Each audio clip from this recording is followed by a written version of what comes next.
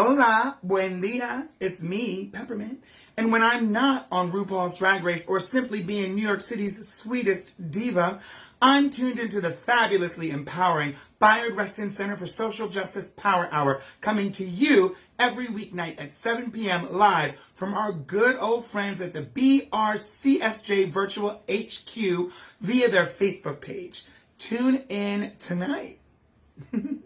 Need in every community a group of angelic troublemakers.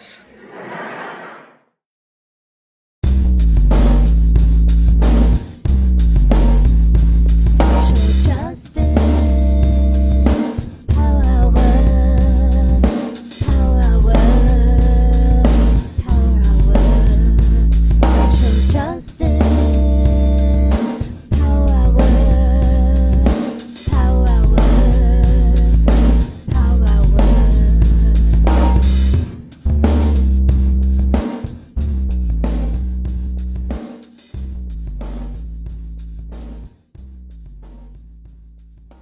Good evening to our friends on the East Coast, good afternoon to our friends in the West, and good in-between time to our friends in the in-between spaces. Welcome, welcome, welcome, my friends.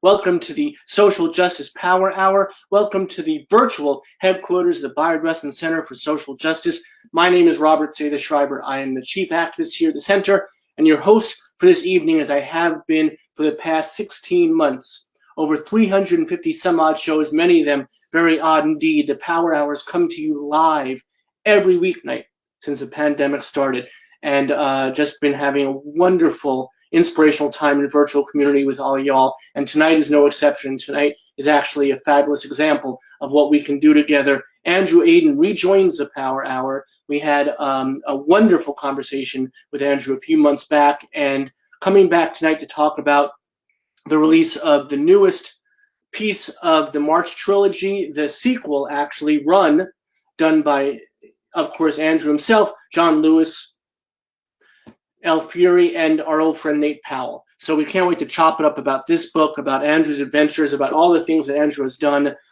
past, present, and future. But before we get to that, I know that Andrew has brought a lot of fans and family and readers and friends to our yard. So if this is your first time joining us at the Power Hour, I hope that you will rejoin us at some point, maybe even every point.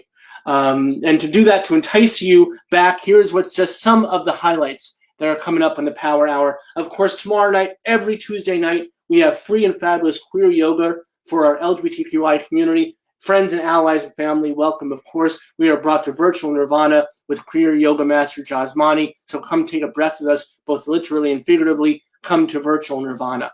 Wednesday, we're going to have Phil Jimenez, who is one of the first, if not the very first, out comics creator in the industry, an industry not always welcoming as such. It's the continuation of our new Comic Book Wednesday, so please join us for that fabulous conversation. And then we're doing Throwback Thursdays this month. We're doing bringing back some meaningful moments from friends who have joined the show. Valerie Jarrett, Patton Oswalt, Wayne Brady, and Mateo Ascapor, so don't miss that.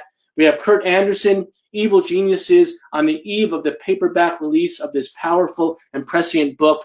Kurt's going to be with us. John McWhorter is going to be here. 9 Nasty Words, going to chop it up big time. Maggie Smith is going to come and do a recital for us from her brand new beautiful book, Goldenrod. We have Maurice Carlos Ruffin, whose new book, The Ones Who Don't Say They Love You, is both heartbreaking and heartwarming, and incredibly as fabulous as the author himself, coming straight out of New Orleans. The Gunkel, Stephen Rowley, will be with us. This book is Feminist and Intersectional Primer for Next-Gen Changemakers. Jemiah Wilson will join us, and Can't Stop, Won't Stop, just like the Power Hour itself, my friends. Jeff Chang will be with us to talk about this great book. And all that and so much more. And don't forget, folks, don't forget, this Friday night, our first live, in-person, singing, dancing, hugging, being together, hullabaloo, hootenanny, Jill Sobule, coming all the way out from the California coast, from the other coast to our coast for a benefit concert this Friday, July 30th, our only area appearance. Please do get your tickets now. We are selling out. $25 gets you in the door. $50 gets you in the door and access to the VIP after party to hang with Jill and have a fabulous time and have some great snaps. So please do come out for that, y'all. And all that and so much more coming up here on the Power Hour. So please be back with us in virtual community every single weeknight. But tonight, we welcome, or we re-welcome, the extraordinary Andrew Aydin, celebrating the release of Run, the long-awaited continuation of the graphic novel trilogy March. #1 New York Times bestselling author, a National Book and 2-time Eisner Award winner, a Robert F. Kennedy Book Award honoree, and the recipient of multiple Coretta Scott King honors. Creator and co-author of the graphic series March, which chronicles the life of Congressman and civil rights icon John Lewis. Co-authored with Representative Lewis and illustrated by Nate Powell, March is the first comics work ever to win the National Book Award. Now comes Run with Elle Fury, continuing the inspirational, aspirational story of the Honorable John Lewis, as Andrew, his own self, says, quote, "Now it is our turn to carry the unbelievable weight John Lewis bore on his shoulders for so long. It is our turn to use our bodies to hold up this house, this American house that he loves so deeply. We must be unafraid. We must have courage, raw courage. We must carry on his work to build the beloved community." So let us, my friends, indeed, tonight, build toward that beloved community. And to do such, please join me in welcoming back to our Byron Center for Social Justice Power Hour to make some, wait for it, good trouble, our good friend and stalwart ally, Andrew Aydin. Andrew, thank you so much for being with us tonight. Thank you so much, Robert. It's good to be with you. It is an honor and a pleasure to have you back. I hope that a lot of viewers got to see you the first time you were here, but tonight I cannot wait to chop it up about the newest piece of the March trilogy, the sequel, actually, Run, Book 1, and it is indeed Book 1. It ends on a cliffhanger, no spoilers, so we're looking forward to this being the continuation of this story. So again, thank you, my friend. This is a pivotal moment. We couldn't have planned this better to have you on at this moment. Between what's going on with the Voting Rights Act, what's going on with critical race theory in the classrooms, and all these other shenanigans that are having such a disparate and difficult effect on our learning, on our culture, on our society, on our politics, on our nation. To have you here is perfect. How do you feel? The first question right out the gate. How are you feeling about having this book come out at such a pivotal, difficult moment? Well, it's bittersweet. I feel like we've always had the spirit of history at our back. That's what the congressman would call it. Just before March Book 1 came out, the Supreme Court struck down a section of the Voting Rights Act. And people were like, could you imagine that this would be so relevant? But as often was the case in John Lewis's life, he simply followed his heart and followed his gut and followed what he thought was right and told the stories. He bore witness. And that ends up being pivotal occurrence when the forces that he's been fighting, he was fighting his whole life, gather and fight back. And I think for this book, for Run to be coming out in this particular moment, as we see everything happening, critical race theory, as we see everything that's happening in Georgia and around the country with voting rights, it's bittersweet because you want to have a successful book. You want people to read it. I want people to know about John Lewis's life. But I wish it wasn't under these circumstances. But as you quoted from the author's note at the back of the book that I wrote, it's our job now to pick up where John Lewis left off. We can't assume that this was over. We can't assume that these things are going to sort themselves out. We have to pick up the torch. We have to carry that burden. And I think, there was a lot of moments when we were making this where we would ask ourselves, do you think this will be relevant by the time it comes out? Like a lot of things we wanted to include, like the statue in front of the Georgia General Assembly, questions about the polling locations, the way they move them, and all these sort of things that I think John Lewis faced in his own life where they're like, okay, do we need to be talking about this anymore? We talked about it. And now, again, they're in the forefront. And we have to be talking about it. We have to know about it. And we have to understand how it was done. I think the fact that March was so successful in getting into classrooms speaks to, in some ways, force the issue on so many of these states and school systems trying to push back on teaching the civil rights movement in schools. And I think that just makes this all the more necessary because, in March, you see the arc of the civil rights movement as John Lewis saw it. But I think all too often we can write it off as a great victory and say it's over and it's done. And what John Lewis wanted to show through these graphic novels is that it's never done. That the forces of white supremacy were fighting back almost immediately, just days after the signing of the Voting Rights Act. You had the Klan leading their largest hooded march in decades in South Georgia. And as we look at what's happening around the country right now, it's almost impossible not to think that John Lewis is there watching over us with his protection and his spirit of hope and optimism, trying to keep this story alive so that people understood what was sacrificed, the challenges, the ups and the downs, the success and the failures, and all the lessons that we need to take from it. And I think we have an obligation, I know I do, to keep telling his story and to keep it alive. Because I think, Reverend Warnock said it best a few years ago at a Martin Luther King Day service in Atlanta at Ebenezer. He said that Dr. King that we celebrate today is not the Dr. King that was assassinated in 1968. And I truly worry that there will be this attempt to sort of water down John Lewis and who he was and his radicalism, his militantism, and the ways in which he pushed and pulled and was ahead of his time, even when people didn't understand what he was doing. The comic book's a perfect example, but so many times even more relevant to our lives. And I think if I can do anything, it's to keep that memory, that spirit of John Lewis alive so that he is never watered down. He's never simplified. We understand what he stood for, and we understand the risks he was willing to take, even when others said he shouldn't.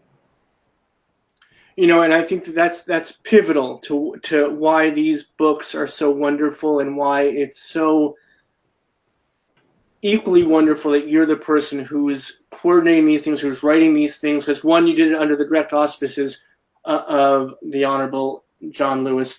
But two is what I've always admired about you and our first conversation and throughout all of your work. I want to talk about your DC Comics work that was just published too, and I want to get to that, so I want to save some time for that as well, is your incorporation of family, of making sure that we talk about the politics of it, the platitudes of it, the ideals of it, the larger scope of it, but also how family is so integral to all of the mechanisms of making it work. And that has to be something that has informed almost everything that you do. Yeah, not to get super emotional on you, but my mother passed away shortly after all of the things happened with March. She lived long enough to see us win most of the awards, but she passed away, and my grandmother passed away just 2 months before her. And my father had passed away many years ago. I never really knew him growing up. And especially in this book, but in so much of what I try and write about, it's dealing with my own family issues. Missing my mother. Wondering what it would have been like to have a father. John Lewis filling that role, being a father to me. Saying on stage, embarrassing the hell out of me on stage and saying, he's like a son to me. And everybody's looking over like, oh, John Lewis has a white child. And it was such a meaningful act for him to say those things because, when you grow up without a father, when you're always struggling to find those father figures. It's something you're always looking for. And I was lucky so much of my life to have my mother with me because my mother was so strong and so independent. She didn't, as the congressman would say, she didn't take guff from anyone. And she built a beautiful nursery on raw land in the middle of western North Carolina, all on her own, in her 60s. I mean, she was tough. And she was just as tough on me. Growing up, there was no acceptable answer to why you didn't try your best, why you didn't work harder. I remember I got my SAT scores back, and I was like so proud of it. I got like a 1490 or something, and my mother goes, "Well, if you worked a little bit harder, you might have gotten a perfect score." You know, and that's it, right? The standard that she held me to. And I know she was being hard on me because she knew I didn't have all the support that everyone else does. But it also opens my eyes to all the complicated machinations that exist in a family. And it makes me much more conscious of how fortunate we are to have people like that in our lives. And I think for John Lewis and with Nate, I mean, we became like a family unto ourselves. We traveled all across the country. We would speak to school students. We would speak at libraries. We would speak anywhere they would have us. Sometimes it was a fancy place like the New York Federal Reserve. Sometimes it was a not so fancy place. I can remember speaking in church basements to 15, 20 kids, just trying to spread the message. As the congressman would say, we had to spread the gospel. But just like his colleagues in the movement became his friends, he would say, we're like a family. We're like a band of brothers is what he would call us. And he would talk about how it meant. He would compare it to when he would go tour with Julian Bond on the Voter Education Project. And he would say, I haven't enjoyed touring as much since then. And it felt like it was alive again, that spirit with purpose and mission. But that's what family is. It's not just blood. It's about who you choose to love. It's about who you welcome into your life, who you will drop anything for, who you will risk anything for, and who will risk it, everything they have for you. I think I'm beyond lucky in that regard. You know, as the congressman's passing was just a week or so ago, the 1-year anniversary, I had this sort of never-ending caravan of people coming to stay with me, friends from all across the country, because they didn't want me to be alone. They knew how much it meant. I'm very fortunate, but that's why I write about it, because I remember what it was to be that 9-year-old boy who didn't have a father, who was reading comics because it was an escape, because it was where I could go read stories about people who were doing the right thing because it was the right thing to do. Because I could read stories about young people who had power, who understood what it is to be a little malcontented. As the congressman would say, well, those of us who didn't always fit in, those of us who didn't come from a perfect background. And we need stories like that for those young people. And I think in my fiction in particular, that's something I like to focus on a lot. I'm very lucky that because of March, I've kind of gotten to live this childhood dream of working on Batman. I don't know if you ever go through my old Instagram photos, you'll see one of my mom had made me a Batman cake for my 10th birthday. And no, not even 10th birthday. It must have been my 8th birthday. I was a little kid, right? And it was big and round, and it had the black bat symbol with yellow icing. And on my first day of kindergarten, I actually wore Batman socks, hiked up to the knees so that everybody could see the symbol. Because it was the idea that someone didn't have to have the perfect family, that they could still do something and be helpful and help those who are left out and left behind. And so I've gotten to explore that now through the Bat family. And it's so cool that they let me make it canon that Damian Wayne, Batman's son, was half Turkish, just like me. Because I think, so I talk about this concept in the comic, and I hope you guys will check it out. It's Truth and Justice #6. But I hate the term Middle Eastern. I don't hate a lot of things, but I hate those words because they have such connotations. People think terrorists, people think violence, people think bad things. And it's a colonialist term. It's a colonizer term. My father, being a Turkish Muslim immigrant, was considered Middle Eastern. And I remember all growing up, what box do you check? Where are you from? Are you white? You sure look a little brown for being white, but you're not that brown, so you can't be, you know, and they didn't know what I was. And so I like to use my writing to express these ideas. And so when they talk about the characters, the Bat family talks about what actually is Middle Eastern. And they call it something else. They call it West Asian.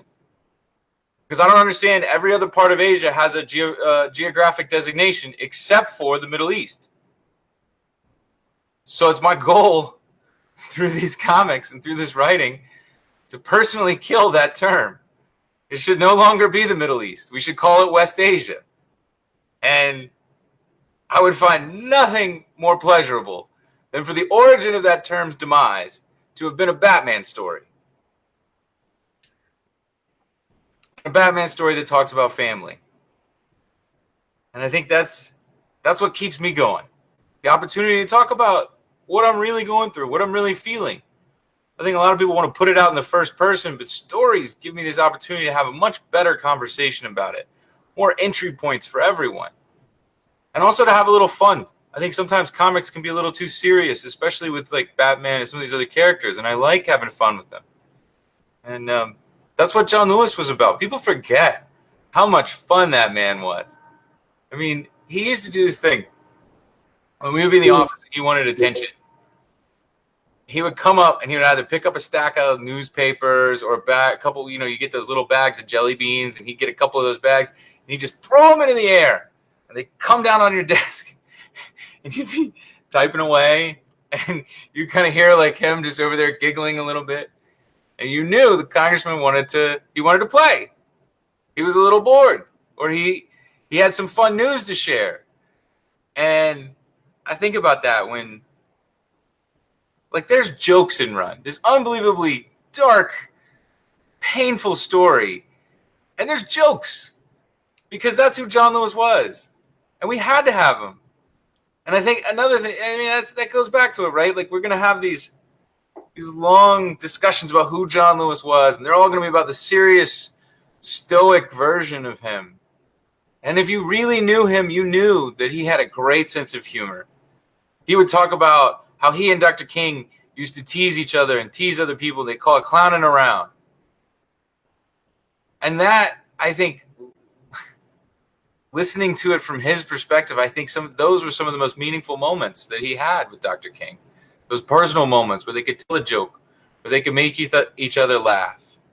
Because when you're facing something as dark as the forces of white supremacy, if you can't smile and laugh with the people you're working with, you will never survive. And that's it. We have to find laughter and humor in the darkness. I'm so glad you said this, because one of my questions is going to be, and now is a perfect moment to discuss this. This was, as you said, a bittersweet journey. The Run was something you worked on for 5 years, and only now seeing publication, and a year after John Lewis's death, and with all of these difficulties we're facing. So my question to you, and this is important to our community, who also, I want to say this unequivocally, that chosen family is such an important part of a lot of the folks that watch this show. So that's going to be really meaningful for them. So thank you for really giving voice to that. But here's my question to you, because I feel like we are close enough now after having a few conversations. How do you allow yourself the self-care that you need to be able to continue telling these stories that we all need to hear? That's a fair question. That's a good question. I think often we see the big moments on television, or we see the big moments on the news or on social media, and then we forget about the people when they're not on camera and what they go through. I think for me, I go to a therapist. I've been going to a therapist since March. I mean, honestly, I started going again once March kind of got big, because it's this unbelievable pressure, this weight that exists on your shoulders that you always have to live up to. And then after my mother died, it just became a part of my life. The other thing is I work out. I mean, every morning I try and get up and work out for at least a half hour. And I think a lot of people don't have that luxury. You're getting up at 7 to go to work, and you got to be there at 7:45 because the work starts at 8. And then you work until 7, 8 o'clock at night. You're getting home. You got to feed the kids. You got to feed the dog. You got to clean up the house. You got to run errands. That's a luxury. All of this is a luxury. And I think that's one of my biggest frustrations is that we haven't had more discussions about how we create positive mental health outcomes. I think you saw in New York City, they were test piloting having mental health professionals go to people's homes when they're having a crisis instead of sending police officers. And I think that's a huge leap because so many people are just totally stressed out and pushed to the brink by the system they live in. Income inequality doesn't just mean you have less money. It means you have a tougher life. You don't have access to support and health care and mental health care. It means that every day you have to work that much harder. You know, I talked about this a lot over the last few years in regards to student loans, and I think this is the next step, right? That student loans are effectively a form of indentured servitude. But once they get you into that system, then you're trapped. And the courage and strength that it takes to pull yourself out is almost impossible to muster when you're getting home every night, falling asleep, getting up the next day, having no time to yourself, eating bad food. That's the thing. I'm out at my mother's house. After she passed, I took over her farm. And I've been able to live out here, and I get to go down to the corner store, which is sort of like a road stand, and I get to eat fresh tomatoes and fresh apples and fresh peaches. And people don't have access to that. You look at food deserts that are happening all across the country, or you go to Whole Foods and you got to spend more money than you make in an hour just for an apple or an orange. And it's look, I don't want the congressman to say, okay, you're starting to preach. That's what my mother opened my eyes to. After my father left, we had very little. My mother was trying to just get us by. We were what my mom would call 99-cent Whopper poor, because that was the only time we got to eat out. It was when Whoppers were on sale for 99 cents. And that was it, right? A Whopper's not the best thing for you. I look back, and I was a chubby little kid. It was because we'd eat those things. Or like Debbie snack cakes. They were cheap, 59 cents. That's all I could afford at the gas station. It all compounds. You know, I think about how lucky I am. The opportunity I've been given by John Lewis. The financial rewards that came because of March. But then I also think it shouldn't be that hard. It took 3 bestsellers for me to pay off my student loan debt. You shouldn't have to do that. You shouldn't have to work this hard to risk everything just to be able to live a comfortable upper middle class life. We've got to watch out for those who don't have trust funds, who don't have parents who can take care of them, who can make it easier. We forget how hard it is to simply work and survive in this country, and then we demonize people for being poor. I think that's wrong. An honest day's work deserves an honest day's pay. It should be that simple. And when you look at the March on Washington, this is something I feel very strongly about. Dr. King actually laid out his position at this. We focus on the I Have a Dream speech, but we forget about the paperwork they left behind. If you look at the back page of the program that they handed out at the March on Washington, there are very specific policy demands. And one of them included a minimum wage of the equivalent of $2 an hour, which is the equivalent now of almost $17 an hour in today's money. Dr. King was unequivocal on this. Access to fair housing, access to good quality schools, a living wage. And now, with all this unbelievable technology we have, it is just a crime that everyone does not have access to good, high-quality health care, and the pandemic has only made it worse and exposed those cracks in ways we never could have imagined. So I'll stop preaching because I appreciate the question, but I think we've got, as the congressman say, we have to look out for those left out and left behind. Well, I think that's important. You brought up an important point, and here's a picture by Rustin, and it was the March on Washington for Jobs and Freedom. Right. And people often forget that. So that's an incredibly important thing to always remember when we're talking about the march, that it was so important for civil rights, but there was a lot of other very important and one would say even more important components to it that are left behind because they're too difficult. Because that people don't want to face that we're still 100% mired in those inequities, if not even more so. Right. Well, and that's what Run is about. It's the early parts of the civil rights movement, I think, had such success because it was a much more palatable ask from the organizers. We just want to be able to eat at the lunch counter. We want to be able to ride the school buses. We want to be able to ride the interstate busways. We want to be able to go to the same school. And they could tolerate that. But then after Selma, once they realized that the masses, as A. Philip Randolph would call them, had the ballot and the power to choose their elected leaders, this meant then they started talking about financial equality. What does it mean to be able to earn the same amount of money as a white person? And that's when you saw the greatest pushback. The financial equality that you saw that they were fighting for after the passage of the Voting Rights Act. That's when the rubber met the road and the conflict became almost too much for everyone who was, the administration, the established groups. They were like, whoa, hold on, settle down. That's too much. We gave you the vote. What are you asking for now? And I think America was forced to ask itself this question: is it willing to share its bounty with people of color? And the answer, if you look at 1966, was no. And I think today we're still seeing that same answer. And I think we've got to really examine what that means. And it's gotten to the point now in this country where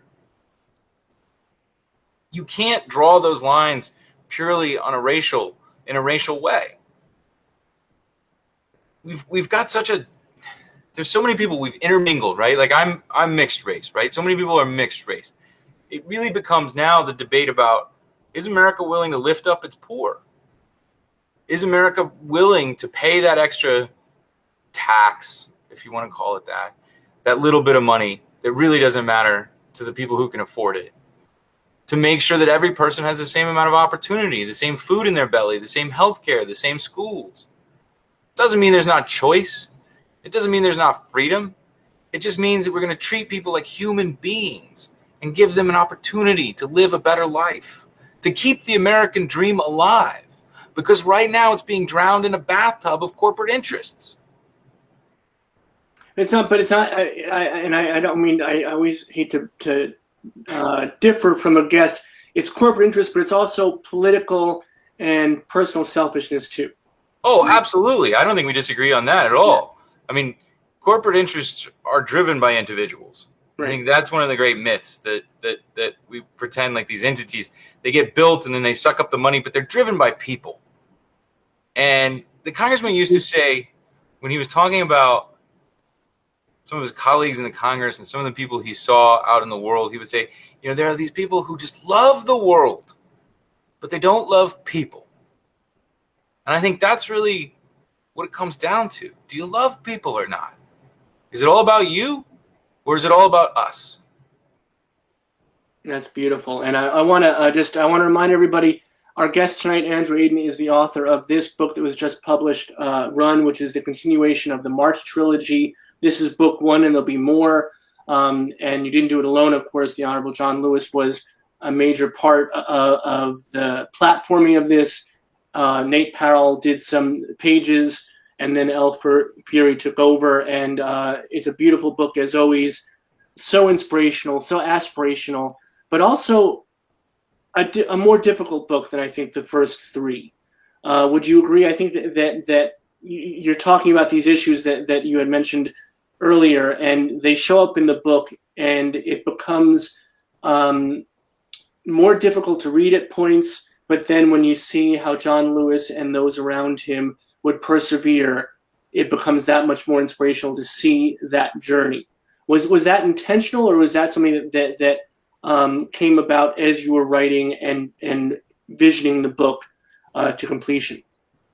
I think we just followed the history. I think if you do these books right, it's impossible to go into them with an agenda or an intent. But what was always fascinating is that the more work we did, the more research we did, the more it seemed like so many of the problems and solutions that we're facing and hoping for today existed then. I think when you look at the arc of it, this was a very difficult book to make because of all the loss, not just that I faced or that John Lewis faced in the story or losing John Lewis during the story, but the loss of purpose and unity that seemed to take over SNCC. This honest and frankly worthwhile discussion over nonviolence as a tool and a tactic versus as a way of life and a way of living.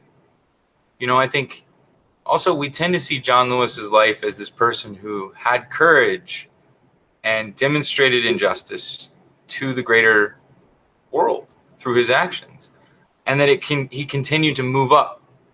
He always was moving forward, that he was being lauded for his success after he'd faced violence. And that's not the case. And I think, especially after the previous administration that we all suffered through, it's important for us to understand what it is to face setbacks and to understand that the movement itself faced tremendous setbacks. And I think it's also important for us to understand that the divisions that existed in the civil rights movement after 1965 are many of the same divisions that we are going through today. Integration versus separatism, Black power versus the beloved community, the choice that we have about what kind of organizations we will build. And I think we have to look at John Lewis as an example because he tried so hard to keep everyone together in SNCC. He didn't stay chairman because he wanted to keep fundraising and traveling all over the country and going to all these rich white folks and begging for money. He did it because he was trying to keep his people together so that they can continue to be effective and they could continue to carry on his work and the work of the movement. And I think if we really search our hearts, that's the greatest gift. To give your time, to give your youth, to trying to hold people together so that they can stand with unity and make life a little bit better for everyone else.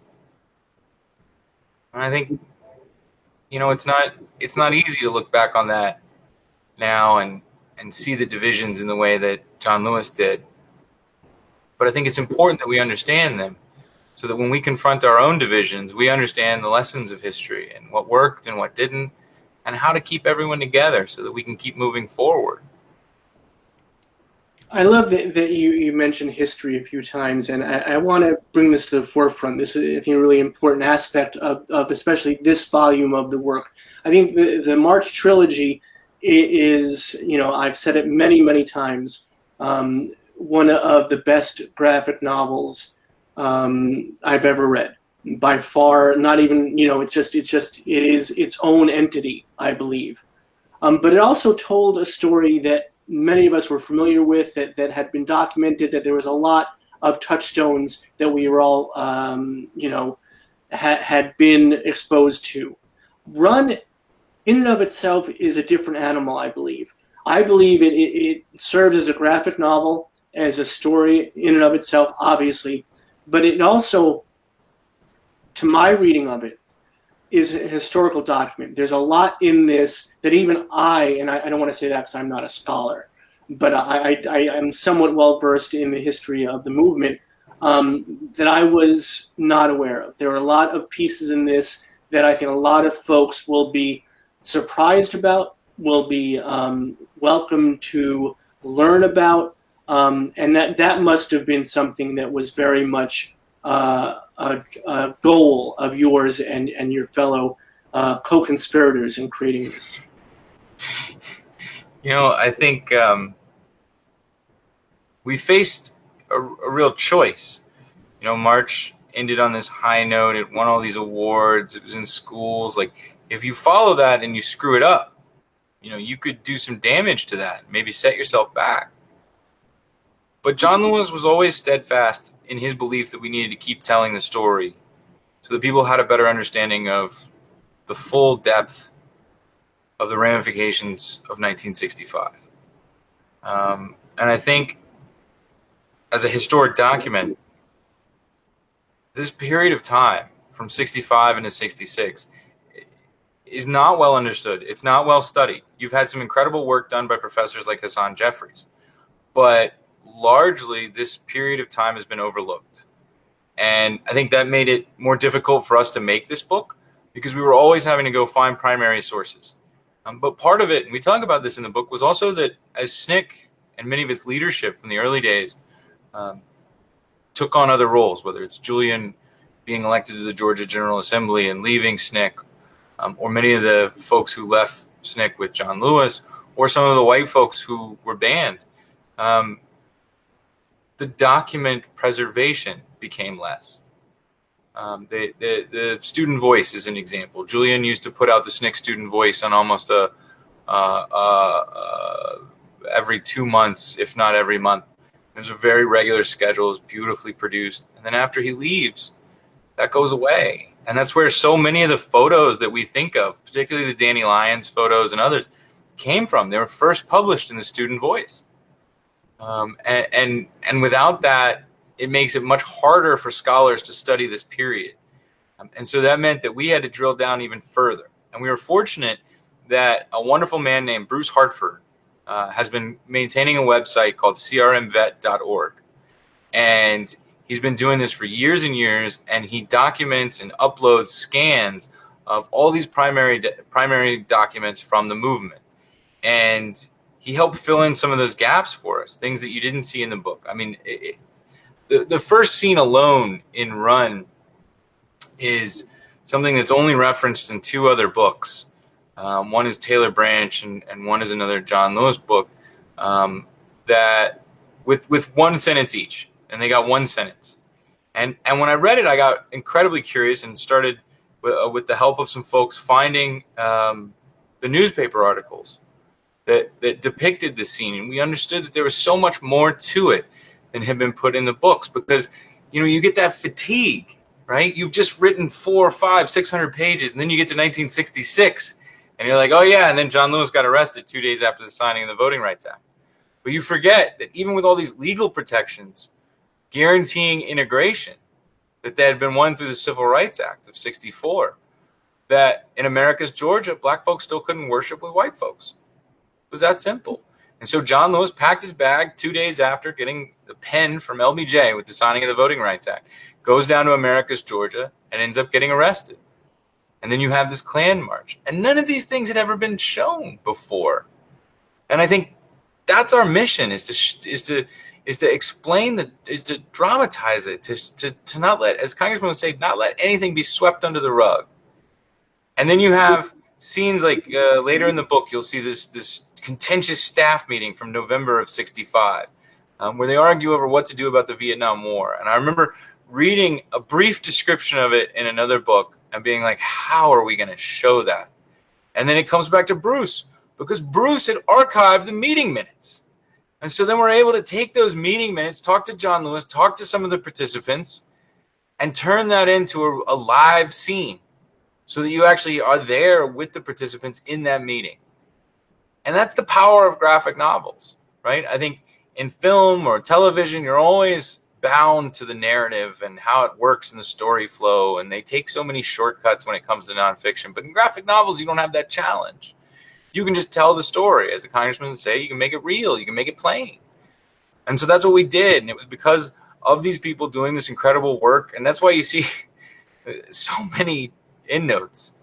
I mean, we try to explain how we created this, because it's important for people to understand not just what they read and not just the context of it in the book itself, but for the students and for the librarians and the teachers who have more questions, who want to learn more, to know where we found these sources, to know what sources we used, so that they can prepare their own critical analysis and discussions in their classrooms.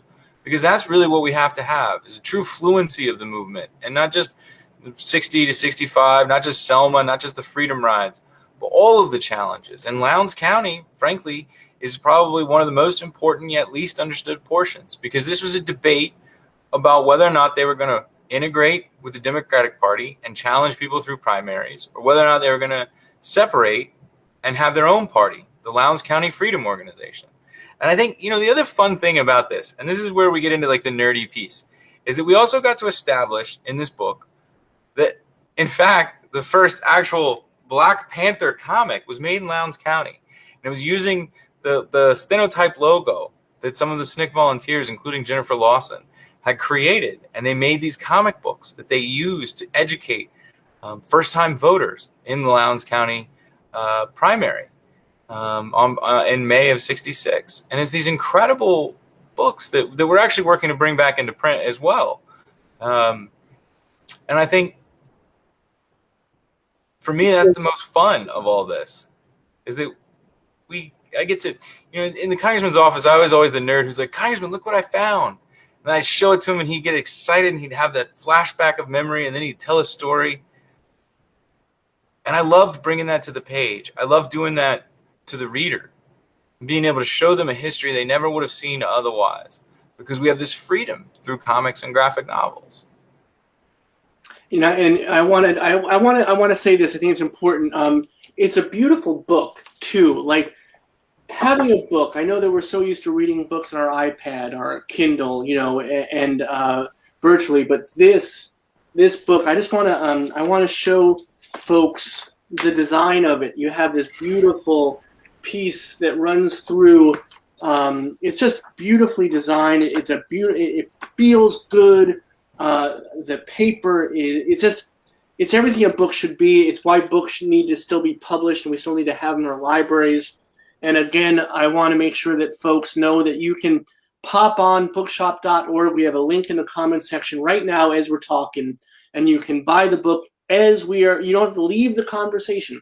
Buy it now, and buy one for yourselves. Buy one for a friend. Buy one for an enemy who will become a friend. Buy a copy to donate to your local school district.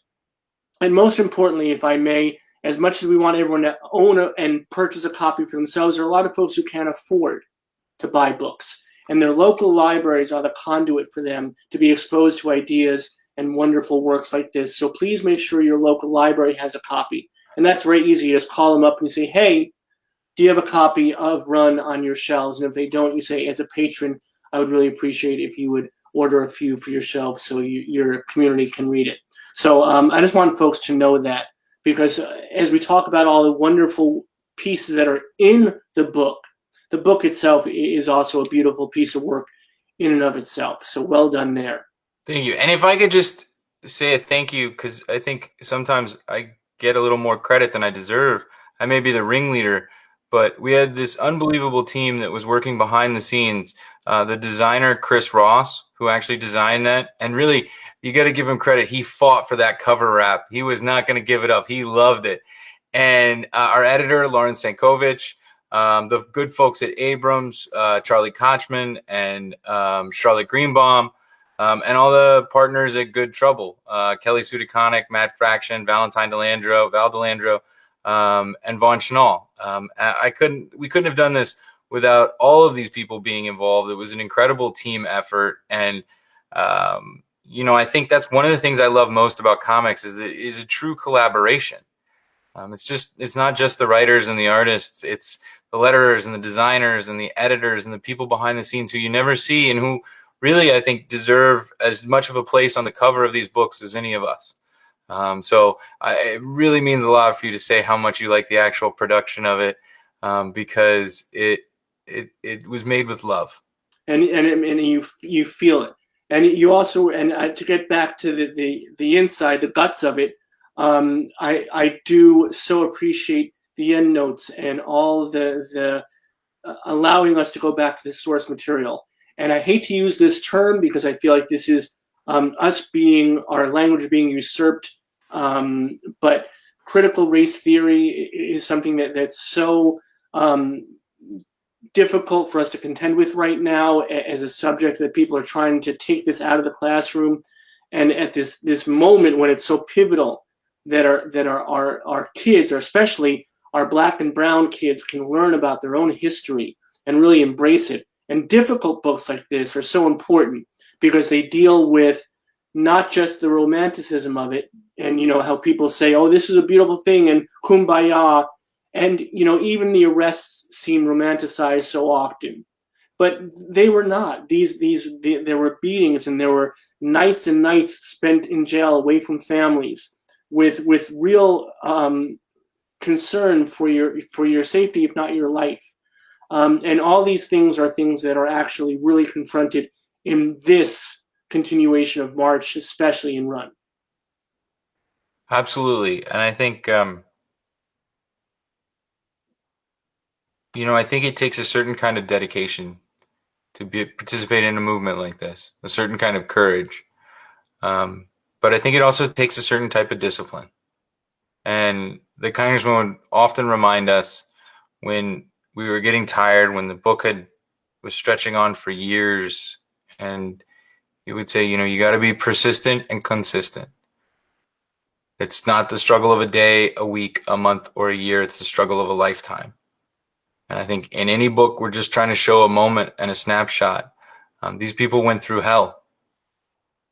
These prisons, and we talk about parchment, and I mean, I can't imagine a scarier place than going to jail in Americus, Georgia.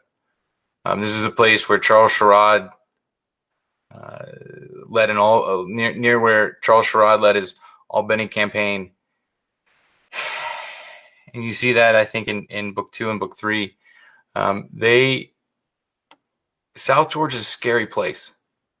And it was, for many, many people, a dangerous place where they could be killed without a second thought. And a lot has changed. But that fear and that danger still exists. And I hope it's funny. I being out at Mama's farm, I've really gotten into farming, and I've tried to learn a lot about agriculture. And it's amazing to me how, in so many of these same places that we show in these books, the fear and the intimidation that was used against the rural Black communities to keep them from voting. Now, so many of those communities are finding new ways to organize, and they're actually using their agriculture to take back their power. They're building these organic farms that are more sustainable, and it's just one more way the South Georgia Black community is saving the country from itself. And the congressman used to make fun of me. He would say, I spent my whole life trying to get off the farm, and now you're trying to go back. And I think about this in cycles. That reminds me of cycles, right? And we're in another cycle. And it's 1966 all over again. And that's why we have to understand it, so that we can survive it and maybe not make some of the same mistakes, and hopefully do some of the right things that they did too.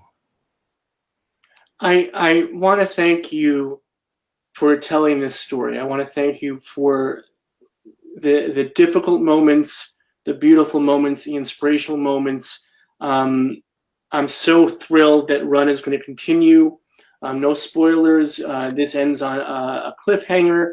And as is your great talent, I will say, this cliffhanger that the book ends on is all at once heartbreaking and incredibly hopeful. And it is something that I think is your trademark and something that you do so well. And those that have watched the show, these past 350 some odd shows, and been with us since the start of the pandemic, know that I don't ever say things I don't mean. So when I say this, it's from the heart, and it's from working with you and becoming friendly with you. I dare say there's such an incredible spirit within you that you have inherited from your mom and then from John Lewis that you carry forth. And I think my last question is this. You mentioned, and I'm so glad to hear it, that you've started therapy, that you've been working with someone, talking with someone, and I think that's so important. It's something that I do as well.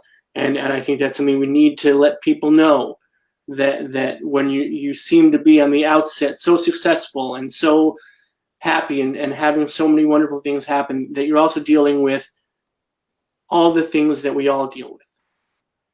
I remember early on when I was talking to my therapist. My therapist once said to me, and I'm wondering if this has ever come up in your conversations, forgive me if this is overstepping, if this is too personal, but he said to me, it seems to me like your job is to go out and just tell people to be kind. It seems to me like your job is to do something that should be human nature, that people shouldn't need to be told.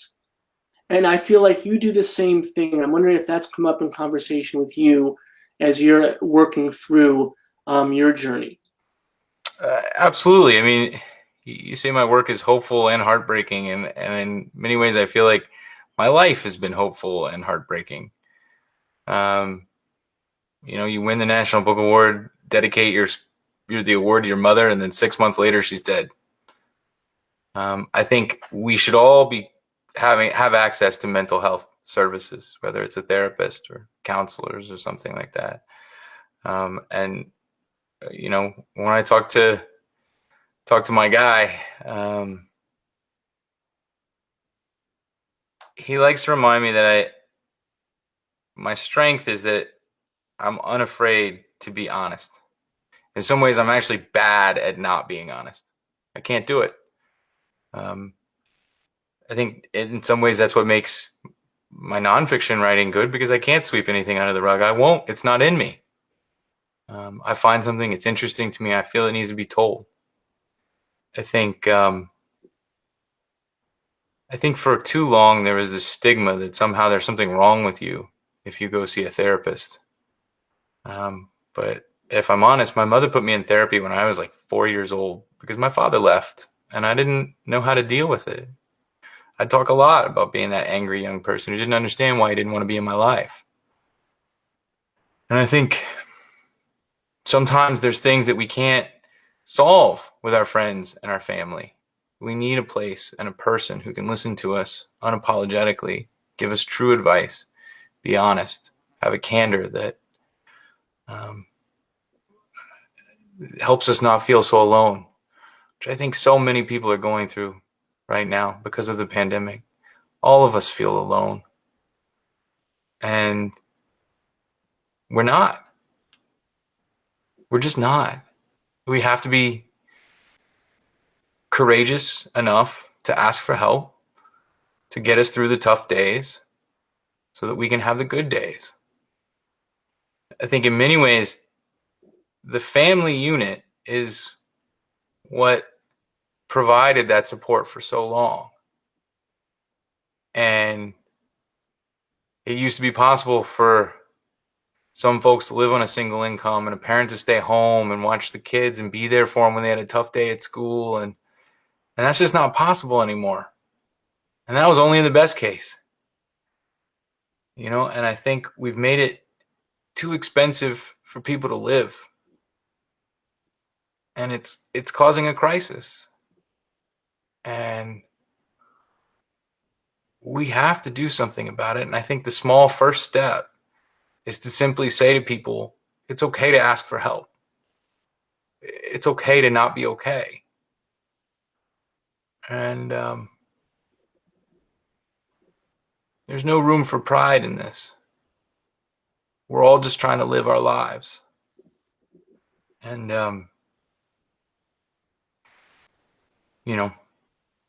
when it comes down to it, all we have are friends and family. And some of us have more friends than family.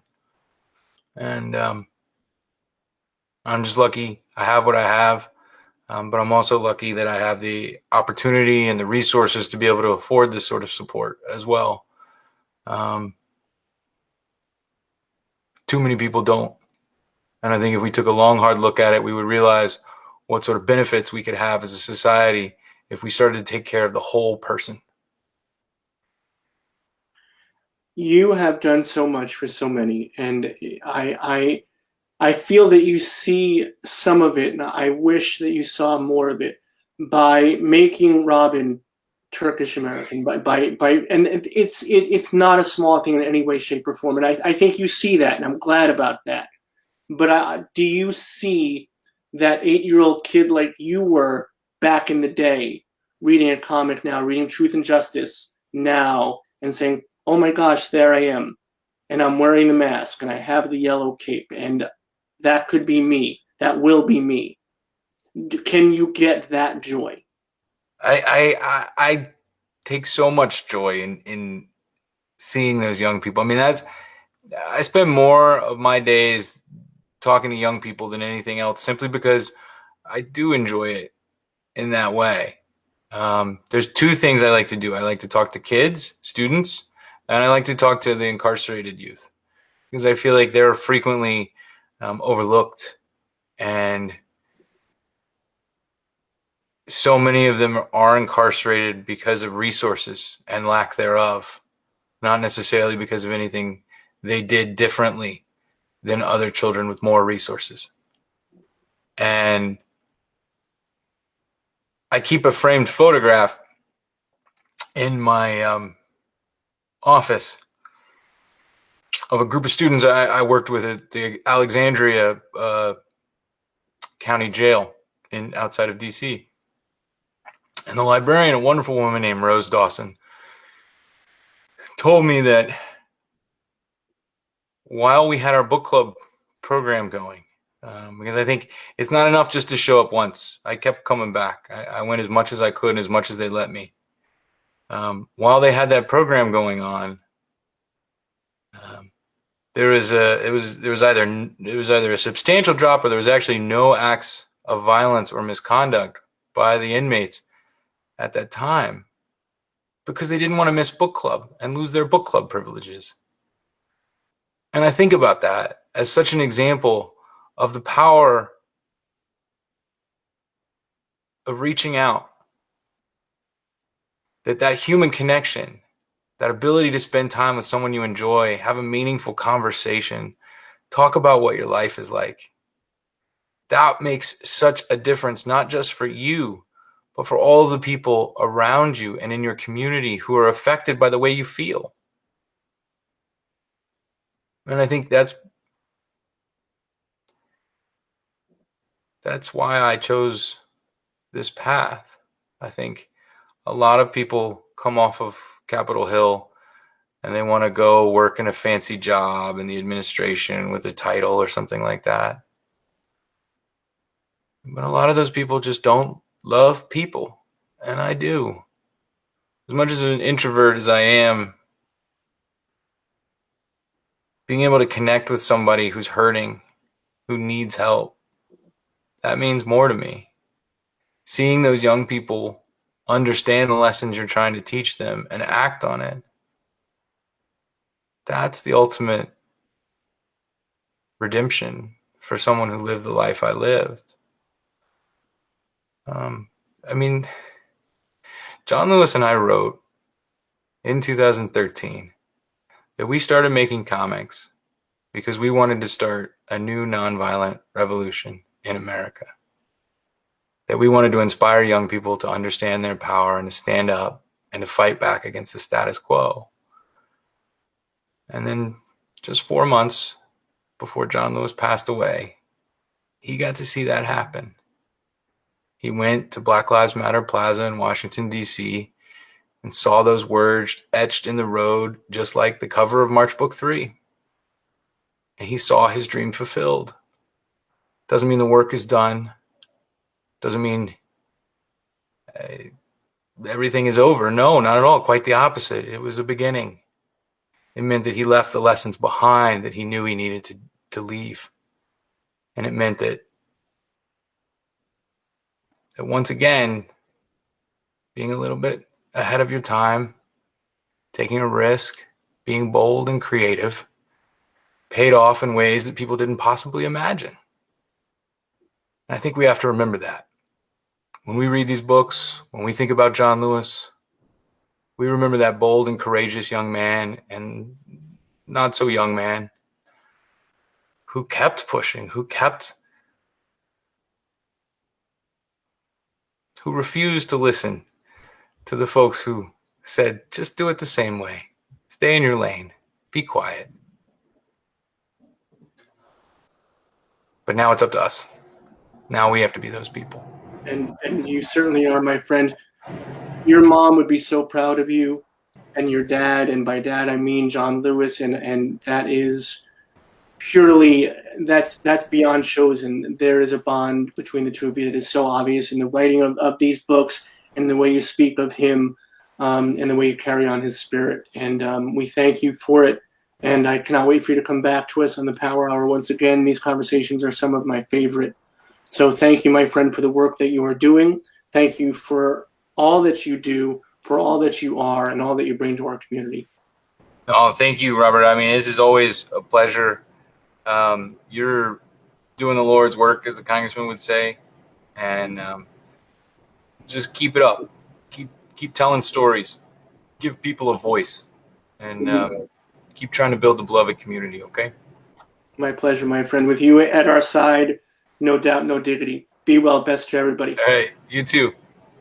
So that is Andrew Aydin, everybody. This is the book once again. The link to buy it, which I know you do right now, is in the comments section. Bookshop.org, which allows contributions to your local bookstores, your independent bookstores. So it's a wonderful way to buy the book that you should have on your bookshelves. As I said, it is so, so beautiful. So here it is. Please go buy the book. And I kept Andrew after school. Prince be proud. We're in the after party now. Thank you all for staying with us to build toward that beloved community, as Andrew said, and we will do our darndest to do so with you at our sides, my friends. Thank you. Until tomorrow night, much love and respect. Please be good to each other. Be good to your families, chosen or otherwise. And be good to yourselves, as Andrew himself said, as we all know, you need it, and we need you here with us. We need in every community a group of angelic troublemakers.